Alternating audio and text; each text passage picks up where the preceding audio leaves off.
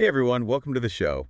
Have you ever imagined being taken from your family Oh, yeah. when you were a kid and forced to abandon everything? Like your clothes, your language, even your name. Yeah. It's hard to imagine. It's tough. And that's the reality that Native American children faced when they were sent to places like the Carlisle Indian Industrial School. Right. It's depicted in John Sayles' novel To Save the Man. Yeah, it's a really powerful book. And Yeah. Sayles, he doesn't shy away from the brutal realities of this system at all. Yeah. He interweaves all these different stories of students, teachers, administrators, Right. and it really pulls you into the Yeah. heart of Carlisle, right at a pivotal moment in American history. Yeah. He explores the clash of cultures, the impact of forced assimilation, Right. and the resilience of the human spirit. It's one of those books that kind of makes you think, how could this have happened? Yeah. For this deep dive, we've got a ton of sources, Mm. historical articles, interviews. We even found some old newspaper clippings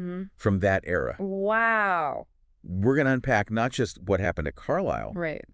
but the wider context of these assimilation policies and their lasting effects. It's important to note that the school's motto was literally, kill the Indians, save the man. It's chilling. It's chilling. This wasn't just about teaching kids some new skills. Right. This was about systematically dismantling their culture Yes. and replacing it with what they considered civilized ways. Exactly. It's almost impossible to comprehend that trauma. Yeah.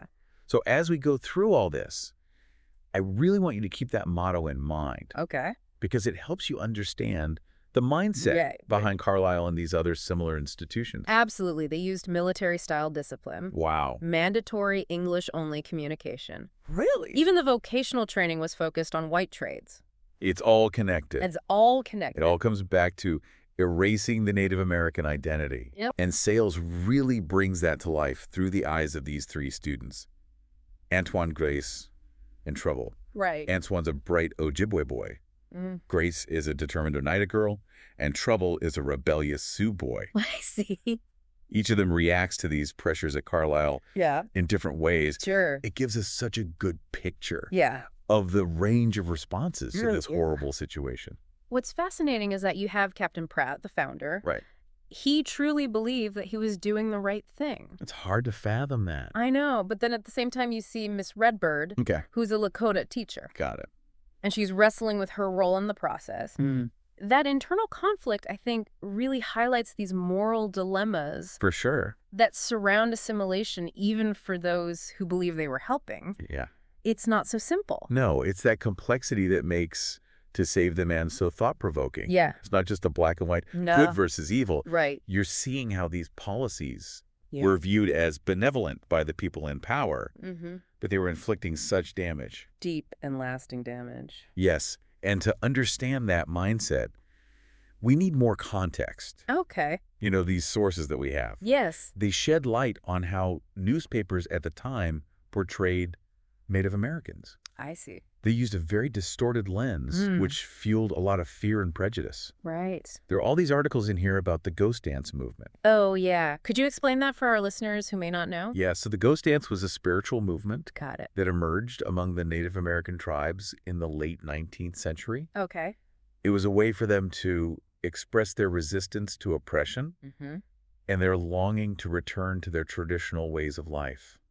Powerful. How did that tie into Carlisle, though? Well, the newspapers would sensationalize and misrepresent the ghost dance. I see. They painted it as a threat to white society, Wow. and that fear-mongering fueled the push for harsher assimilating policies. The expansion of schools like Carlisle. So the media created this climate of fear Right. that justified taking these drastic measures Absolutely. to control the Native population. Exactly. You see that same kind of thinking in how Carlisle enforced religious conversion. Yeah.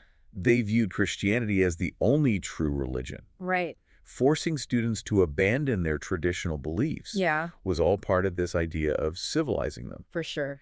There's this passage in the book where Antoine struggles to reconcile his Ojibwe spiritual practices Okay.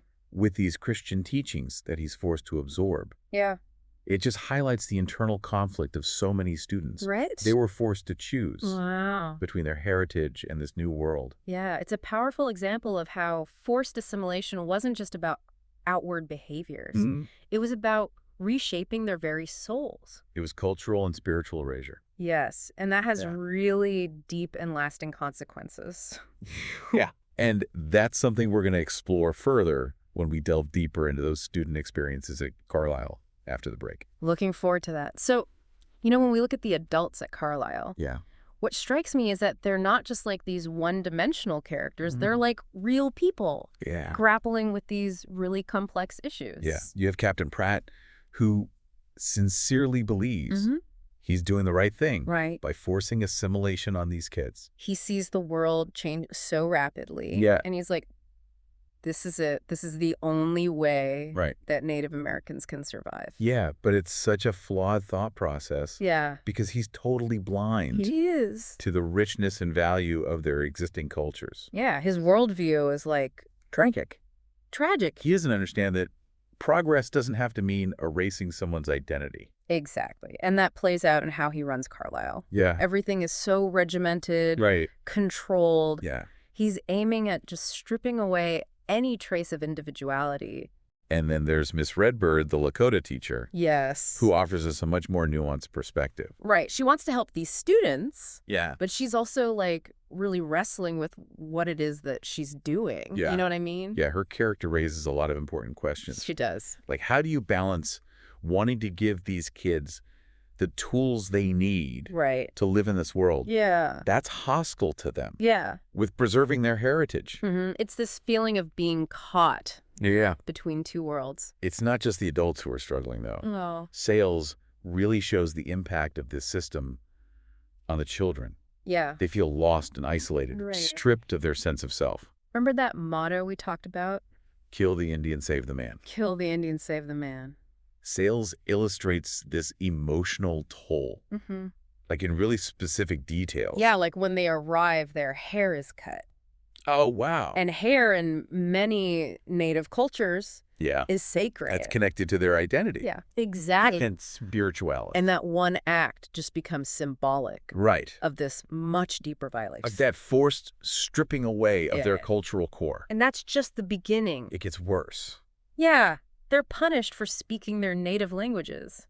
Wow. Made to wear these unfamiliar clothes Right. and punished harshly for Yeah. any little infraction. It's systematic. It is. It breaks them down. Yeah. And molds them into something they're not. We should connect these fictional portrayals to the historical reality. Yeah. All these sources you have Great. about the long-term psychological effects of these policies. Yeah. The trauma inflicted at Carlisle Yeah. didn't just disappear. No, it could. It But through generation. Yeah, leading to depression, substance abuse, loss of cultural knowledge. So it's not just a story from the past. It affects these communities today, It's an ongoing struggle for healing. reclaiming what was lost. And Sayles doesn't give us like easy answers or neat resolutions. He doesn't. He just lays out how complex the situation is and lets us grapple with it. It's not about pointing fingers Right? or assigning blame. It's about understanding how these good intentions can have terrible outcomes. Right. And acknowledging this lasting harm. Yeah, It reminds us that history is rarely simple. it's messy. It's messy and complicated. With all these different perspectives. Yeah. And unintended consequences. One thing that struck me Yeah. was how each of the students cope with the pressure to conform. In different ways. Yeah, like Antoine tries to find a balance. Yeah. He embraces parts of the education, Right. but holds on to his identity. Then you have Grace, Yeah. who's more outwardly determined. Right. She fights for her right to exist within this system. Yes. And then there's Trouble, Right. who is more rebellious. Constantly testing the boundaries. Yes, and ultimately seeking freedom outside of Carlisle. It's so interesting. Yeah. How Sayles uses these individual stories Right. to highlight all the ways people respond to oppression. It wasn't a single experience. Right. There was this whole spectrum of emotions. And reactions. And those individual choices also reflect history. Okay. Some Native Americans assimilated and Yes. built these successful lives within white society. Yeah. Others carried the scars The trauma. and felt this loss and displacement that lasted for generations. It's important to acknowledge both. Yeah. These policies were devastating, Yes. but they produced a range of individual outcomes. And by looking at these nuances, Yeah. Sayles encourages us to move beyond these simple narratives. Of just victimhood or triumph. Right. And recognize this messy human truth. Yeah.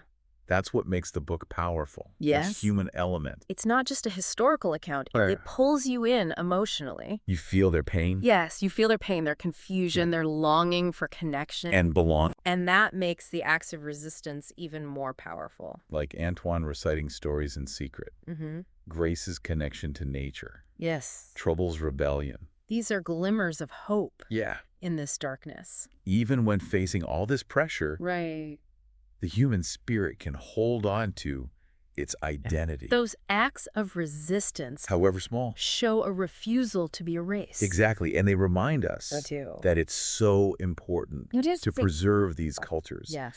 And that the human spirit is so strong. Yes, even in the face of adversity.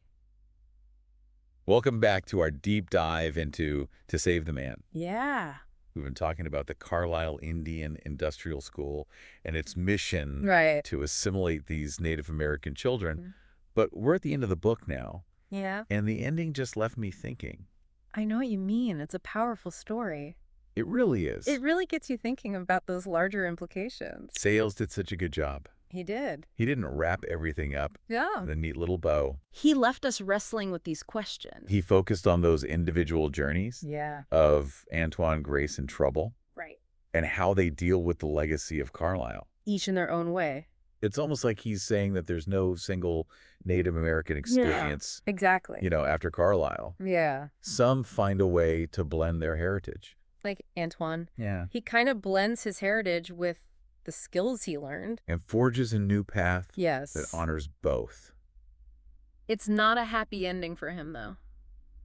No, it's not. He carries that weight. He does. Of what he lost. Yeah, all those ways he had to change. But there's also this resilience. This determination. To make something new. Out of the wreckage. Then we have Grace. Right. Who embodies a different kind of struggle. Yes. She's so affected by the trauma of Carlisle. Yeah. And her journey is about healing. Finding her sense of self. In this world that's still hostile to her. It's a reminder that these wounds inflicted by these policies run deep. And healing takes time. It's ongoing. Generations later. And trouble. Trouble. His story is maybe the most heartbreaking. Yeah.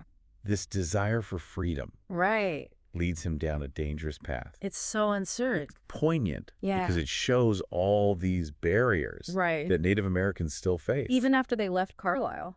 The world wasn't welcoming. No, it wasn't. And for so many, that trauma made it even harder. So much harder. To find their place. To Save the Man is fiction. Right. But it's rooted in truth.